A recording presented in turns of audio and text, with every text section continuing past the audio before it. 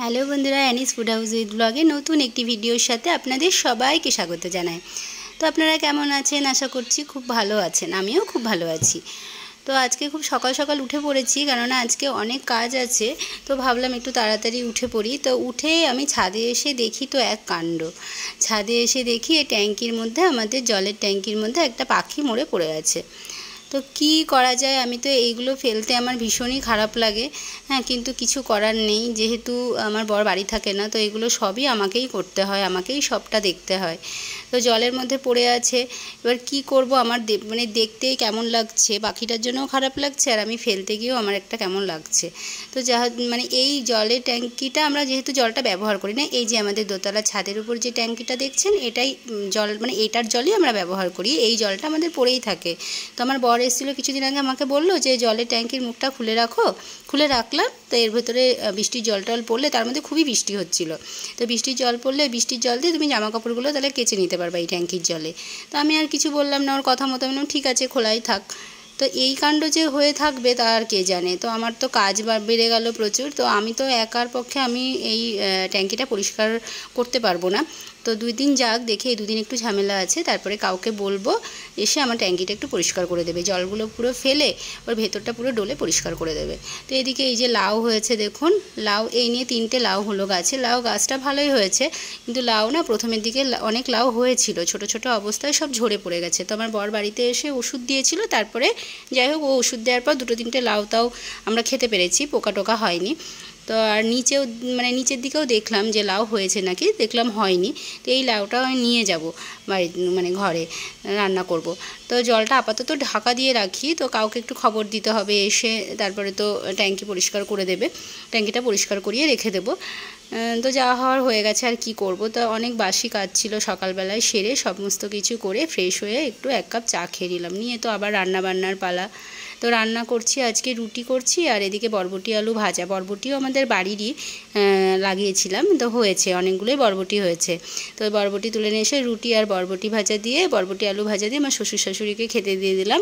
তো শাশুড়িকে বললাম আপনি আগে ঠিক হয়ে বসে নিন, তারপরে খাবারটা খান। তো শাশুড়ি শ্বশুর খেয়ে নেবে, তারপরে আমি অনেক কাজ ছিল, কাজগুলো সেরে এসে ভাবলাম একবার সকাল সকাল হয়েই যখন গেল, একবারে রান্না করে খেতে বসবো। তারপরে আমি উপরের ঘরে চলে যাব। এদিকে আজকে তো দুপুরে রান্না করেছি, লাউয়ের ডাঁটার তরকারি করেছি আর চিকেন করেছি, আর এই প্রেশার কুকারে হচ্ছে আমার কুকুরের জন্য ভাত হচ্ছে।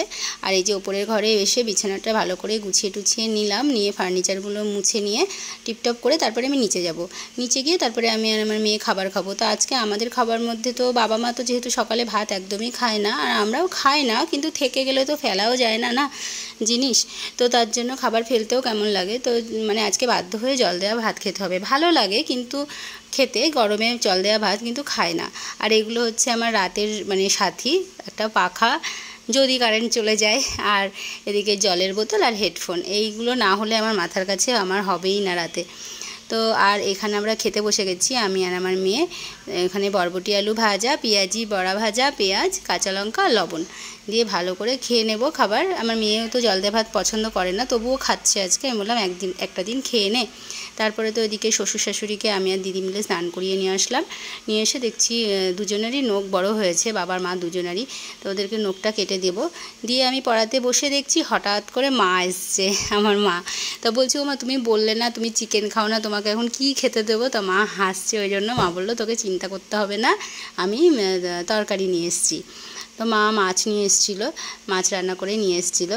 তো এদিকে এদেরকে পরিয়ে টরিয়ে ছেড়ে তারপরে স্নান করে পুজোটাও সেরে ফেললাম। সেরে তারপরে এদিকে এর মধ্যে আমার শ্বশুর শাশুড়ি খাওয়া হয়ে গেছে, ওদের 1টা থেকে 1:30টার মধ্যে খেতে দিয়ে দিয়েছি।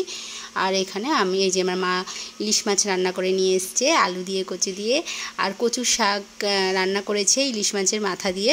তো ওইগুলো মা নিয়ে এসছে বলে, আমি বলছি এই নিয়ে এসছো বলেই মনে হয় তুমি খেতে পারছো, নাহলে কী দিয়ে খেতে তুমি। আর ডিমটাও মা খুব একটা পছন্দ করে না, কেননা মার পছন্দ করলেও খায় না, প্রেশারের রুগী তো। তো আমরা খাওয়া দাওয়া করে একটু রেস্ট নিলাম। তারপরে তো আমার স্টুডেন্টরা চলে আসলো রিহার্সালে, কেননা সামনেই প্রোগ্রাম আছে, তো ওদেরকে রিহার্সালটা করাচ্ছি ওর জন্য। তো আমরা এই যে ওদেরকে আবার মুড়ি মেখে দিয়েছি, ওরা খাচ্ছে সবাই মিলে আনন্দ করে। আর কয়েকজন আসেনি, কোথায় বেড়াতে গেছে। তো এইদিকে গল্প করতে করতে তো দিদিও এসে, দিদি মা আমি সব গল্প করতে করতে রাতে রুটি আর আলু ভাজা। তো আজকে ভিডিওটা এই পর্যন্ত থাকলো, দেখা হবে নেক্সট ভিডিওতে। টাটা।